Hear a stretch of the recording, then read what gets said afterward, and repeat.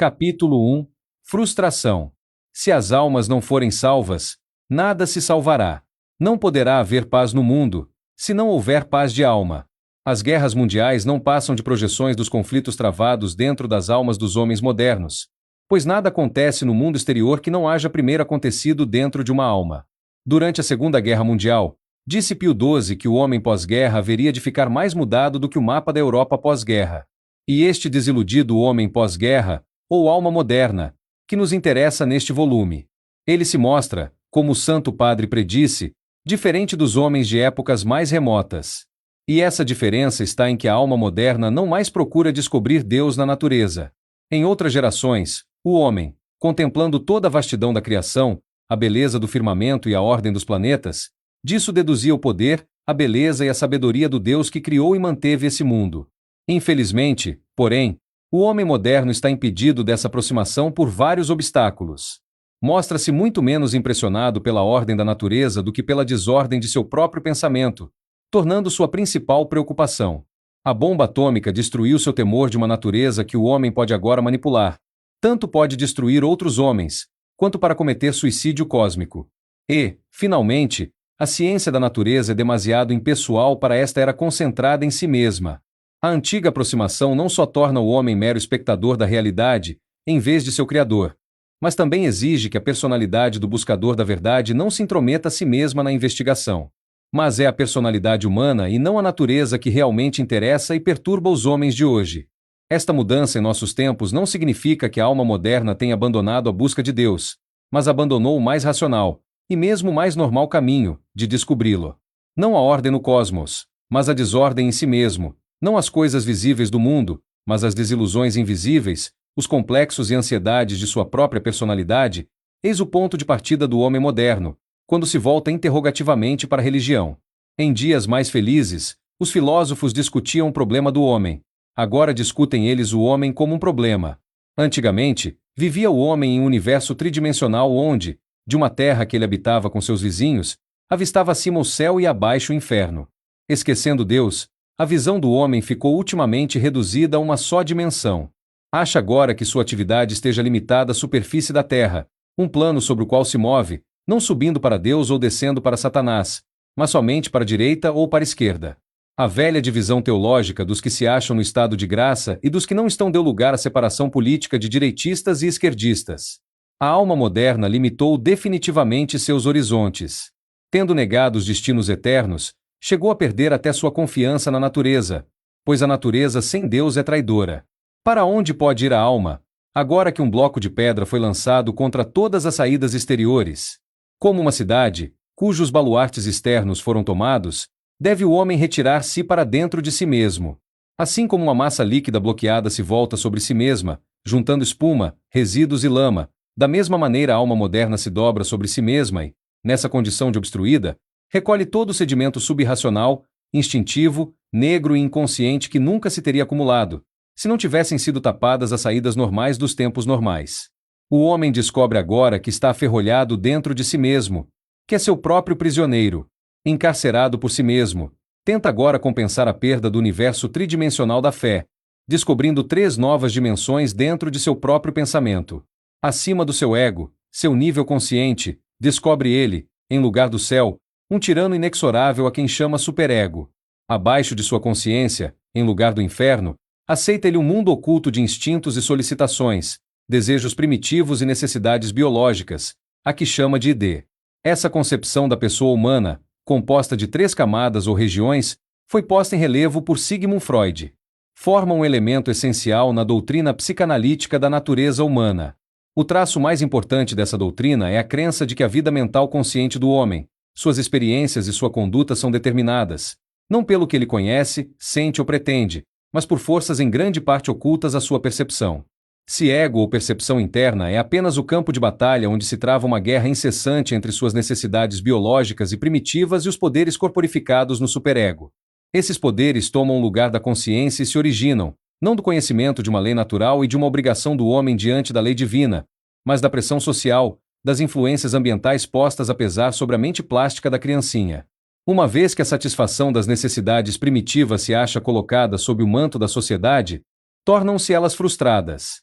Seus objetivos originais não podem permanecer na nossa consciência por causa do seu intolerável conflito com os padrões do meio ambiente e por isso se tornam recalcados. De modo que a criança possa-se de todas as leis, pontos de vista e valores do mundo adulto, quando aceita esses padrões como próprios. Faz isto identificando-se com a pessoa a quem veria como um antagonista numa sociedade primitiva. Assim, o superego se ergue e adquire seu conteúdo, as leis, tabus e ideais que sucedem ser os do mundo que cerca a criança. De acordo com tal moderna concepção da vida subjetiva, aparece o homem como um escravo dentro de seu próprio pensamento e como uma vítima de forças que não pode reconhecer. Para libertar-se, se for isso possível, deve conhecer ainda mais a sua prisão. É essa uma das razões da grande popularidade de que goza hoje a psiquiatria. Esta ciência promete explicar o homem a si mesmo, capacita-lo a ajustar-se melhor com sua trágica situação. Certo tipo de psiquiatria tenta explicar o homem por meio de uma teoria que afirma ser o consciente destituído de valor e somente graças ao inconsciente poderá ter o homem moderno a esperança de descobrir um meio de evadir-se de sua infelicidade. Segundo essa crença, o consciente é ao mesmo tempo impelido de baixo pelo id e comprimido de cima pela pressão do superego. O homem consciente fica assim desamparado entre eles. A psiquiatria torna-se então uma espécie de lima de ferro, por meio da qual espera evadir-se dessa prisão mental onde ele próprio se aferrolhou, agindo como carcereiro de si mesmo. Essa teoria psicanalítica vê a explicação de toda a conduta humana enterrada dentro das mentes dos homens individuais. Mas o paralelo entre as modernas teorias do mundo interior e do mundo exterior é chocante. Ambos os sistemas de pensamento exaltam a tensão e a possibilidade de uma explosão. O profeta de um é Marx, cuja filosofia tem como centro o conflito social. O profeta do outro é Freud, cujo principal interesse gira em torno dos conflitos individuais. Em ambas as concepções, afirma-se que o estado caótico e desgraçado dos negócios humanos se origina da tensão entre a aparência superficial de um lado e do outro as forças ocultas, negras e irracionais que, embora desconhecidas, são as verdadeiras determinantes de tudo quanto acontece. Assim como no marxismo a condição manifesta social, política e cultural é apenas uma superestrutura, erecta sobre as forças econômicas subjacentes, da mesma maneira no sistema de Freud a conduta consciente é apenas um produto de forças localizadas no inconsciente. Quando o conflito entre as forças inconscientes e o ego consciente atinge certa intensidade, o efeito, segundo Freud, é a comoção violenta, seguida de uma ruptura da vida e da conduta. Para Marx, de maneira análoga a paz social se rompe quando o proletariado se levanta e isto ocorrerá quando as forças econômicas de baixo forem bastante fortes para derrubar a ordem social, política e econômica existente.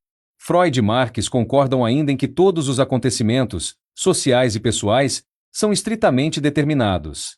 A liberdade espiritual é por ambos negada. Ambos encaram a abolição das inibições como meio de atingir uma melhor condição de negócios. A própria existência deste paralelismo de pensamento indica como o homem moderno compreende ou não compreende a si mesmo, dentro do clima geral cultural, a filosofia de Marx e o materialismo psicológico, a filosofia de Freud, são filhos da mesma era e exprimem as mesmas atitudes básicas.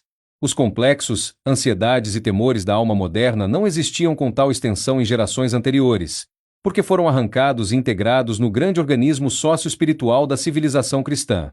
Formam, porém, tamanha parte do homem moderno que se pensaria estarem tatuados neles.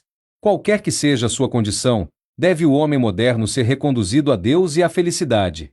Mas como? Deveria o cristão, com suas verdades eternas, insistir em que o homem moderno deva regressar ao caminho tradicional, cujo argumento partiu da natureza? Que deva aproximar-se de Deus por meio dos 5 argumentos de Santo Tomás? Seria um mundo mais são, se ele o pudesse fazer. Mas é objeto deste livro mostrar que devemos começar tomando o homem moderno como ele é e não como gostaríamos de descobrir que fosse. Pelo fato de haver esquecido este ponto é que a nossa literatura apologética está atrasada de cerca de 50 anos. Deixa fria a alma moderna, não porque seus argumentos não sejam convincentes, mas porque a alma moderna se encontra demasiado confusa para aprendê-los. Mas nós que somos herdeiros de 20 séculos de pensamento profundo não devemos lidar com o sobrenatural como um cachorro com um osso. Se a alma moderna quiser começar sua busca de paz pela psicologia, em vez de fazer com a nossa metafísica, começaremos pela psicologia. A verdade de Deus teria poucas facetas, se não pudesse emparceirar-se com a natureza humana em qualquer grau de perfeição ou mesmo de degradação. Se o homem moderno quiser ir do demônio até Deus, por que, então, não começaremos mesmo com o demônio? Foi por onde começou o Divino Mestre com Madalena e disse a seus discípulos que, com oração e jejum, Também eles